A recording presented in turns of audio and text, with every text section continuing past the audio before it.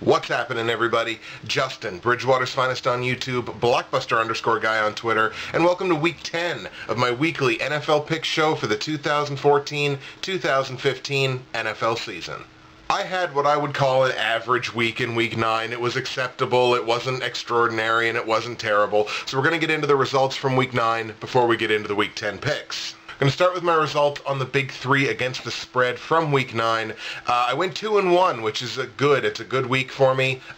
Better side of 500, which is great. I correctly told you to take Philadelphia -2, as well as Indianapolis -3 in the Monday Nighter. Both of those worked out. I did, however, tell you to take San Diego +2.5. Yikes. In Miami, that didn't work out too well. So 2-1 on the week, 12, 14, and 1 on the big three against the spread on the season. But despite going 2-1 there, I unfortunately only managed to carve out a 6-7 week against the spread in Week 9 overall. That leaves me at 63, 69, and 2 against the spread on the season, which feels like I'm still just kind of treading water, but I still feel like I'm that one good week away from jumping up back close to 500 or over 500, which has been frustrating because I've been feeling that way for about 6-7 weeks now. I'm that one good week away, so it's been frustrating, but we're going to see if we can't get back there this week. Taking a look at the platinum, gold, silver, and bronze picks, I had a good week on my lock picks. I went 3-1. We're going to start with the bronze pick, where I correctly told you to take the Kansas City Chiefs to beat the Jets. They did that 24-10. It was a pretty good start for Michael Vick, his first start as a Jet. He went 21 for 28, 196 yards with a touchdown, did not throw a pick, added 18 yards on 4 carries on the ground. His Week 10 availability is kind of up in the air right now with his ankle injuries, as well as an injury to his head after he got hit in that game. Here's the basic formula for the Jets. If the Jets can't run the ball, the Jets can't win. The Jets could not run the ball on Kansas City. They did not have any chance of winning this game. My silver pick, I told you to take the Seattle Seahawks to beat the Oakland Raiders. That worked out, but the game was a lot closer than most people thought. Seattle wins this game 30-24. If you paid attention to my against the spread picks, did tell you to take Oakland +15 in that game, and that worked out more than comfortably. But Oakland manages only 37 rushing yards on 18 carries, barely over the Cedric Benson line of 2 yards per carry. But you know what? The Raiders kept it close, and that was even despite giving up 2 rushing touchdowns to Marshawn Lynch. The Raiders kept this game tight. That offense seems like it's something. It seems like it's got something, but the defense is just, the defense can't keep them in games. My gold pick, I told you to take San Francisco to beat St. Louis. That was my one lock pick this week that did not work out. St. Louis wins this game 13-10, and really, it was all because of the last play of the game. San Francisco have the football basically on the goal line, and rather than kicking the field goal to send the game to overtime, Kaepernick goes for the throat, which I guess I can understand. It's a divisional game. Kaepernick tries a quarterback sneak on second down. It's going to be the last play of the game because there's only 3 or 4 seconds left, I think, on the clock. So he tries the quarterback sneak, fumbles the ball close to the goal line, does not break the plane. Originally, it looked to me like he did break the plane before he lost the football, but apparently, there was no way to say that definitively with all the replays. So he loses the ball. St. Louis recovers with a goal line stand to beat the 49ers. And on the platinum pick, I told you to take the Bengals to beat the Jaguars, and that one worked out as well. The Bengals win that game 33-23 in A.J. Green's return. The Jags got solid games out of their quarterback, Blake Bortles, who went 22 of 33, 247 yards, 2 touchdowns, and a pick, as well as Denard Robinson. That's the 3rd straight really good game for Denard Robinson, 17 carries for 94 yards and a touchdown. But on the Bengals side, their rookie running back Jeremy Hill came in and dominated this game. 24 carries for $154 on the ground and 2 scores. Mohamed Sanu had a real good game too. 4 catches, 95 yards, and a touchdown. So I got my platinum, got my silver, got my bronze, missed out on my gold. Platinum pick is 7-2 on the year. Gold pick back down under 500 at 4-5. We'll see if we can't fix that this week. Silver pick 7-2. Bronze pick 5-4. Straight up in Week 9, I had a respectable 8-5 straight up record, 83 up, 50 down, and 1 on the season. Taking a look at the private pick'em pool, I did drop down one spot. I'm in 16th place now out of 39 that's in the pool. 700 out of 1,070 possible confidence points. That is still a clip of 65%. And in week 9, I pulled in 61 of 91 possible confidence points. That is a clip of 67%. Shout out to our week 9 winner, Fear the Falcon, who I believe has won a week before here. Fear the Falcon went 9-4, so 1 up, 1 down from me. 76 out of 91 possible confidence points. That is a clip of 84%, and that was good enough to win the week. And shout out to our overall leader, who is still our overall leader, Scarves Up.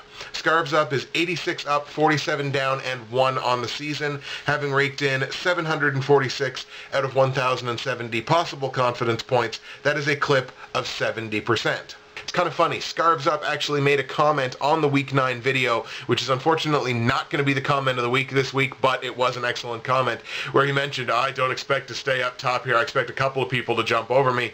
Scarves Up remaining the overall leader, so congratulations to him, and congratulations to Fear the Falcon for winning Week 9. I'm going to take this point in the video, as always, to remind you that if you go to the description of the video, you'll be able to find all of my results from last week. You're going to be able to find all of my against the spread picks for this week. You're going to be able to find all the details about joining the Bridgewater's Finest Pick'em Pool. It is not too late. The top 15 only separated by 44 points. That's still only one good week.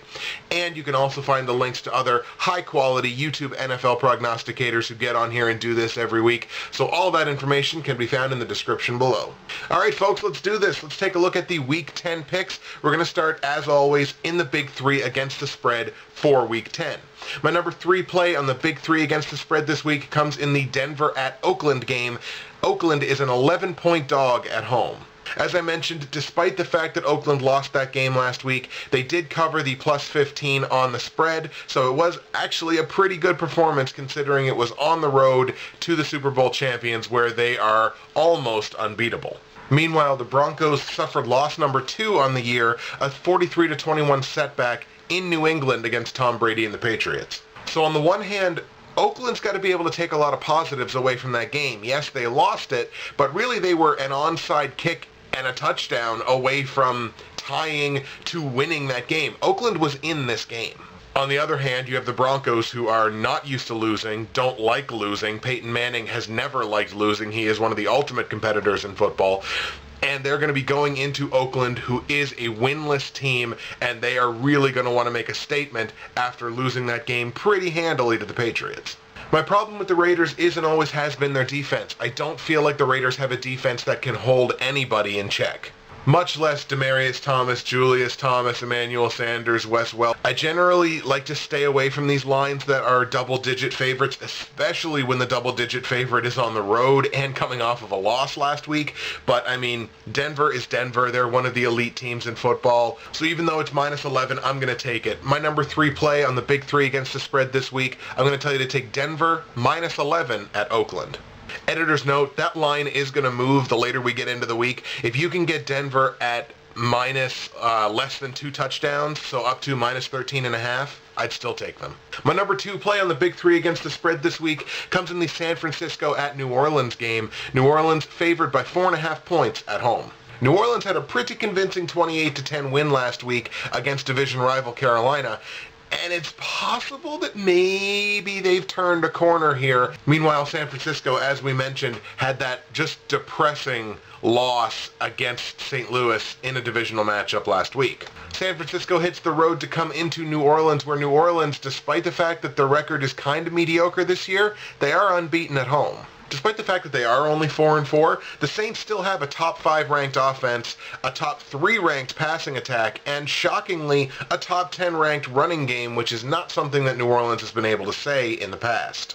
The problem being that their defense has been letting them down all season, although they do have a top 10 ranked run defense. Meanwhile, San Francisco is just fighting to keep their identity. They know that they're a team that's been to the NFC title game 3 straight years and they've gone to a Super Bowl, but they just can't seem to put it together.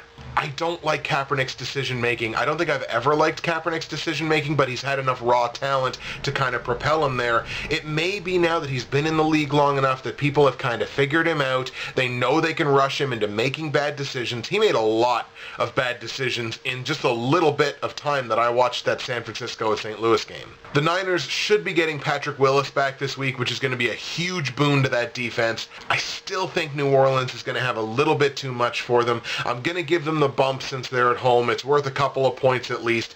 I like New Orleans in this game, so for my number 2 play on the big 3 against the spread, I'm going to tell you to take New Orleans minus 4.5 against San Francisco. And my top play on the big 3 against the spread this week comes in the Pittsburgh at New York Jets game. The Jets are 4.5 point dogs at home. The Steelers are coming off of their second straight phenomenal offensive performance in prime time on Sunday night. The Jets, as we mentioned, are coming off of that 24-10 loss to Kansas City. Like I said when we talked about that game, I didn't think Vic had a bad game. I think he managed the game pretty well. He was 75% on his passes. And really the question mark around Vic, I think, has always been his arm. It hasn't really been his run game. He didn't really have much of a chance to showcase his run game because Kansas City just totally bottled up anything on the ground. Meanwhile, Ben Roethlisberger has apparently set his opposition's Madden difficulty down to easy as he's thrown 6 touchdowns in consecutive games. Le'Veon Bell is cooking on the running game, and honestly, the Steelers' pass game, last 2 weeks, it's been the best pass game in football. The Jets' defense didn't play poorly against Kansas City. They just didn't play well enough to back up their offense, which was really sputtering all day. And I feel like this is going to be another one of those cases of too much versus not enough. So for my top play on the big 3 against the spread this week, I'm going to tell you to take Pittsburgh minus 4.5 on the road in New York.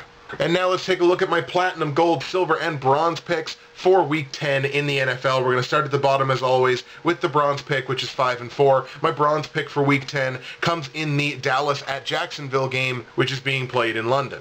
Tony Romo is making the trip to London with the Cowboys. However, he is highly questionable for this game. If Romo can't go, Brandon Weeden will get his second straight start for the Cowboys, and he played in Week 9.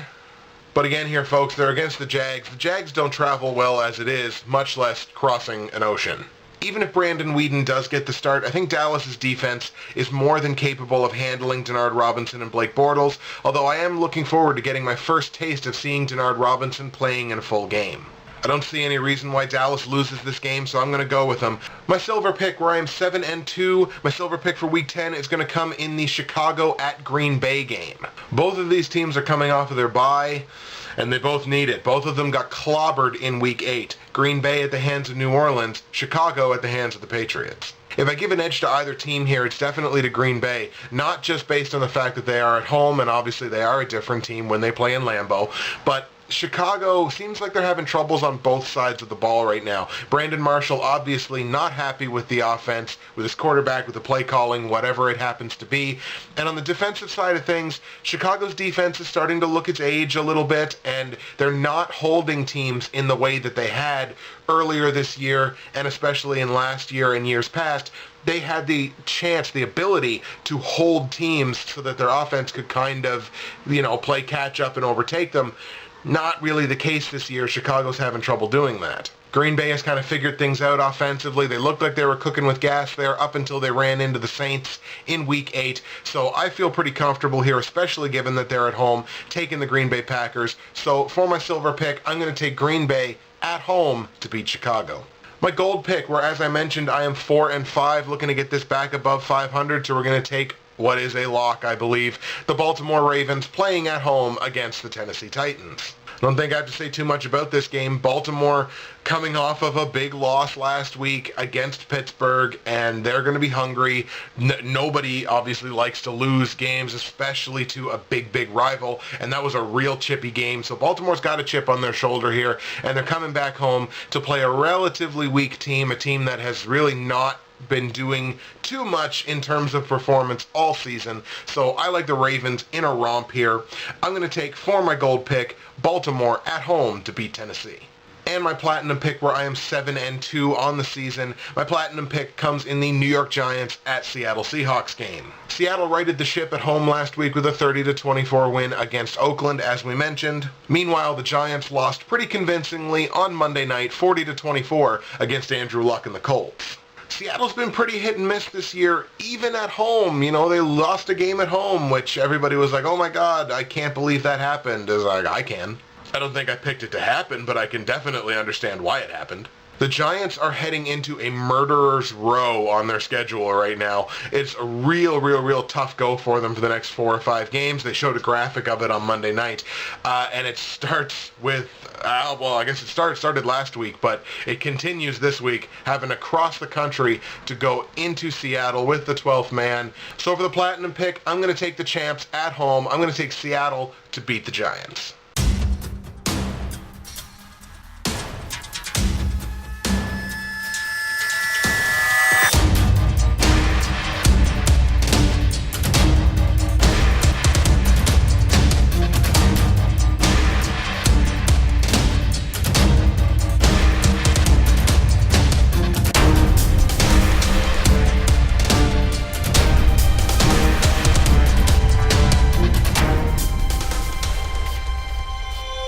That's the Week 10 show for you, folks. Comments, hate, and love. You know where they go. Boop. Comment section below. Can't believe we're into double digits in the week already. Time for the comment of the week, and as I mentioned, the comment of the week not going to Scarves Up, although it was a really good comment. Comment of the week comes back right to the beginning, goes to Hatbox Does Football this week, who gave us a good answer on the Geno Smith v. Mike Vick debate as to who should be the Jets starter, who gives them a better chance to win. Hatbox Does Football, better known as Chris Carter, said the following. Vic has the better speed, agility, motion escapes, but I don't think it's enough to put up with the Chiefs. Looks like you were correct.